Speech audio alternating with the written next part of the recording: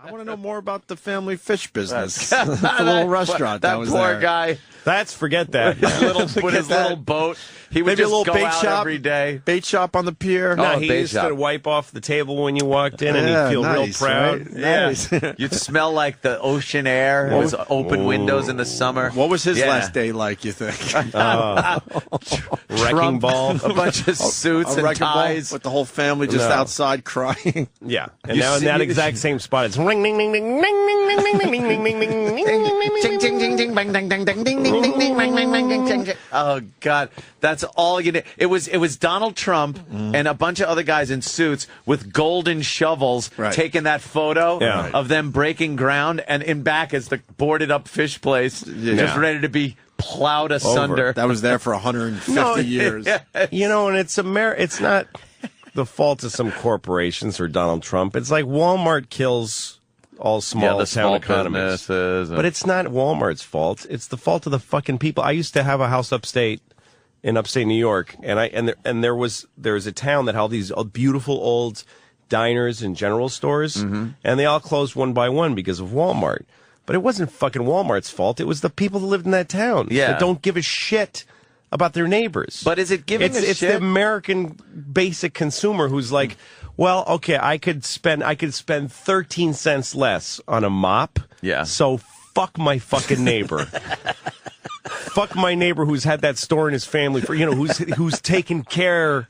There's like a million George Bailey moments in that town's history where the whole, I'll give a check to your, baseball teams with names, John's General Store. Right. Yeah. Like the whole community coming together to do stuff. Yeah. Fuck that. I want to buy a Jim Carrey movie 3-pack for $7. So fuck the old movie theater with a Wurlitzer organ.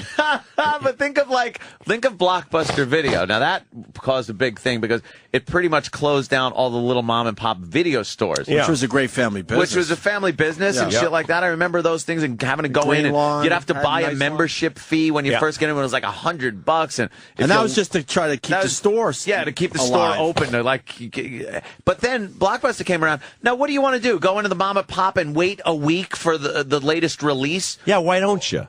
Why don't you fucking wait a little bit? I want it now. So fuck the family that opened that store. Yeah. And by the way, fuck them that they used to think about what movies you might like. That you might walk in and they go, Anthony, you like comedies. Anthony, we got a whole section for you. Do you even know Remember who that conversation Francois we had? Tati is? And they'd show you something that we went and found this. Blockbuster would never do that for you. Fuck them. I agree with both of you, but so that you can the local, save a little bit of fucking money. The local place that Ann's talking about, you had to wait for some asshole to bring back the nice new movie. It's out. You'd be like, it's out. It's like, what? When is it coming back? I want to watch that fucking thing. Again, and then Blockbuster said, fuck ability. that. The Blockbuster said, look, we could just put 100 copies on the shelf. So you're thinking the whole loyalty thing should outweigh the convenience? Absolutely, because you're supporting somebody who there's a human being and a family who's living off that business, and they give a shit about you. But by the way, where's Blockbuster? It's fucking gone. So they leave a vacuum.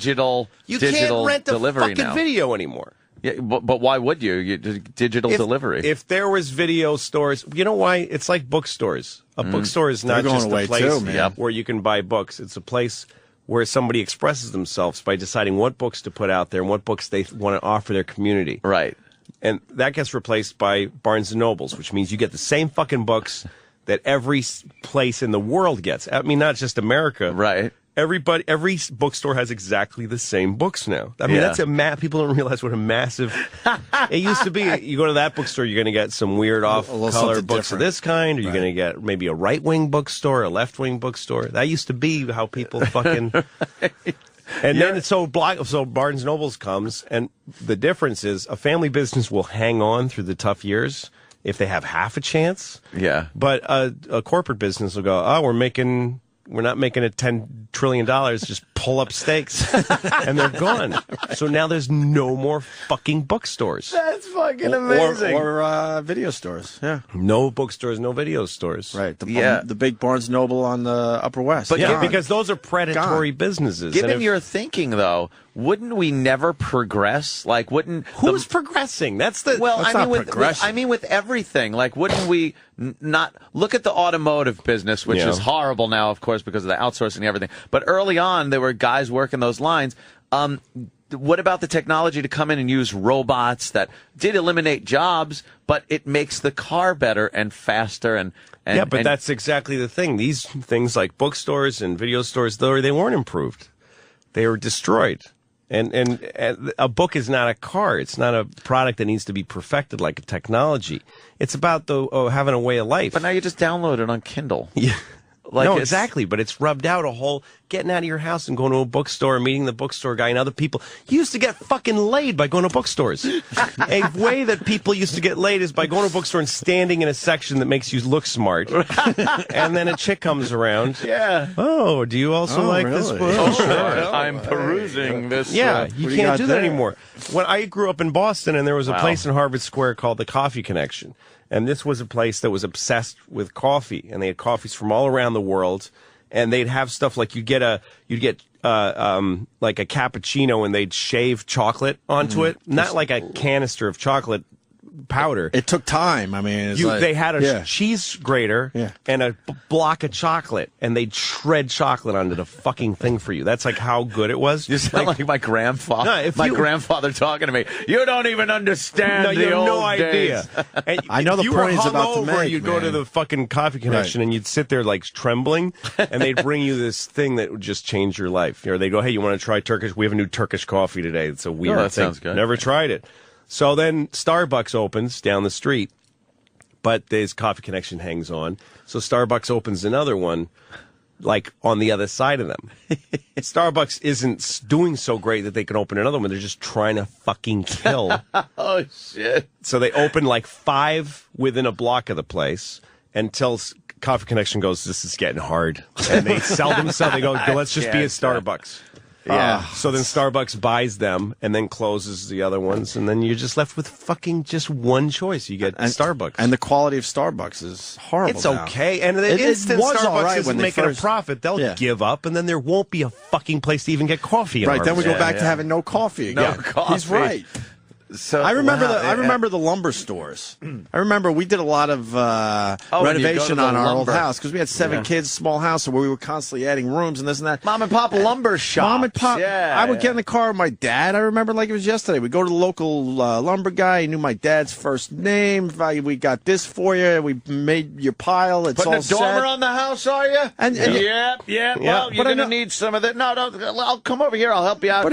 You need that for the joists. But it was a social thing too, man. How are the kids and how are your kids? Very social, right? And then the Home Depot. It's a fucking massive warehouse, and no one wants to fucking help you.